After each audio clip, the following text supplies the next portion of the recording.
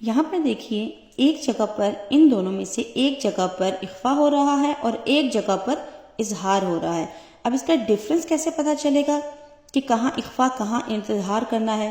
اخفا کیا ہوتا ہے؟ آواز کو ناک میں چھپانا، ہائیڈ کر لینا، نون ساکن کی آواز کو ناک میں ہائیڈ کر لینا، چھپا لینا.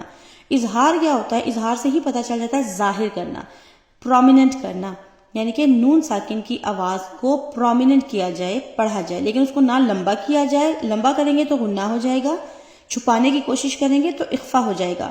اور دوسرا اس کا جو رول ہے وہ یہ کہ نون ساکن یا تنوین، دو زبر دو زیر دو پیش، یہ والی نون ساکن یا تنوین کے بعد جب بھی حروف حلقی میں سے کوئی آتا ہے، حمزہ ہا، عین ہا، غین خا، تو پھر حروف حلقی کے ساتھ اظہار ہوتا ہے، اخفا نہیں ہوتا. اب اس کو کیسے پڑھیں گے؟